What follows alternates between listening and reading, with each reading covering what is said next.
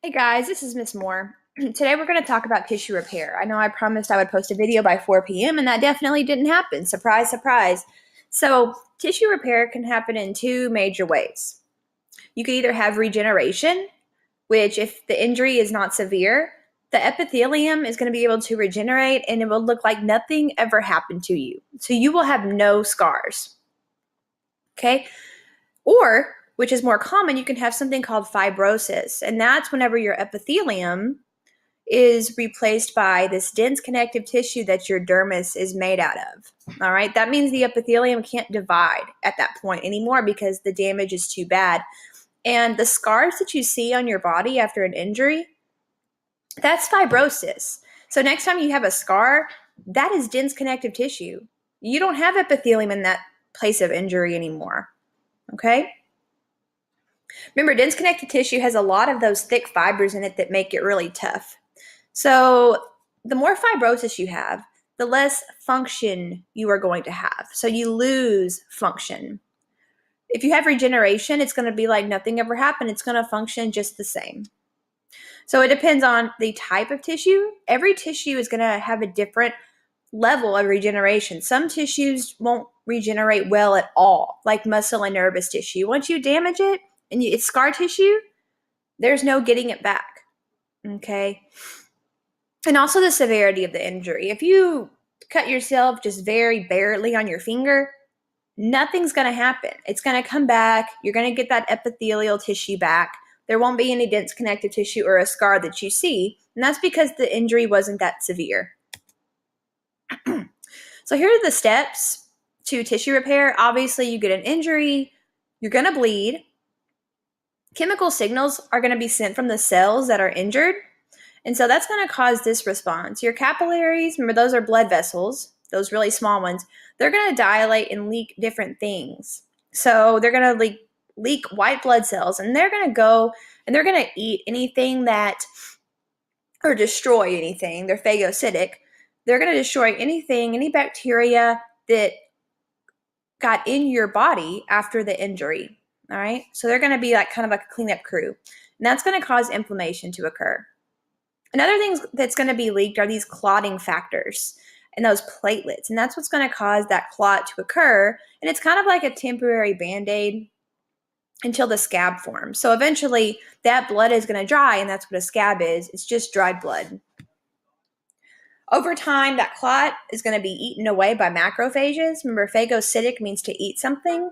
So that macrophage is going to eat that clot away, and this tissue is going to take its place. It's called granulation tissue. So I don't know if you've ever picked a scab before. I mean, let's be honest, we probably all have. If you notice it's kind of red and grainy underneath the scab, well, that's granulation tissue. And it's kind of the in-between stage between a clot and the new tissue, the permanent tissue that's going to replace it. Granulation tissue is red because there's all these new capillaries that are going to the place of injury to give it blood supply, because sometimes that blood supply is cut off. So it has to rebuild that. All right, so after that granulation tissue stage, fibrosis or regeneration is going to occur. This is going to be whatever is your permanent tissue, all right? So you can either get this thick scar, this fibrosis, and lose function in that area, or you can have regeneration of the epithelium if the severity isn't bad, all right? So in both regeneration and fibrosis, you're going to have this granulation tissue either way. And that's that red connective tissue I was talking about that it's underneath the scab whenever you get an injury. And like I said, you either get regeneration or you get fibrosis, which causes scar tissue. Here's regeneration. I know this is kind of repetitive, but I've told you what this is.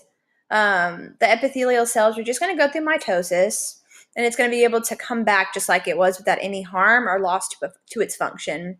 These are some organs that regenerate very well. So your skin's going to regenerate very well. Your liver does too, and I think we've all heard that your liver has the ability to grow back. But if you chronically insult your liver, say with alcohol, then over time it's going to develop scar tissue on the whole liver, and it's not going to be able to function. Okay, and once you lose the liver function, that's it, because your liver is responsible for breaking down fats and all kinds of things. Okay, so this is called cirrhosis of the liver. It kind of shrinks up, it becomes really tough, and that's that fibrosis happening. Your bone also regenerates well. So if you break a bone, it heals pretty quick. When I broke my arm a couple years ago, I mean, I was healed very, very quickly, and I have no repercussions from that. It's just normal. So your kidneys are another one. They regenerate well, but only if you damage the outer part, the epithelium. If your kidneys are damaged in the nephron area, which is in charge of filtering and absorbing and secreting things, then that's it. You have to be on dialysis or get a transplant because they're damaged for good. Okay? So this is what cirrhosis of the liver looks like. Notice it's kind of rough and tough, and that's because fibrosis took place. And remember, with fibrosis, we're going to lose our function. So fibroblast, hence the word fibro, they're going to build those fibers. We talked about collagen fibers a little bit with our connective tissue. Those are the fibers that are going to be laid down. Remember, those are super thick fibers, and that's why this looks really thick and gross and hard in there, and that's because collagen is laid down, and that forms scar tissue. These are some examples of tissues that don't regenerate very well, and fibrosis is going to occur, which means you lose function. So muscle tissue doesn't regenerate very well. So if you harm a muscle, then chances are it's not going to be the same again. So you got to be careful with that. Another one that regenerates even more poorly is nervous tissue. If you damage your nervous tissue, then you're done. You're going to have fibrosis happen, and that's going to make you lose your function.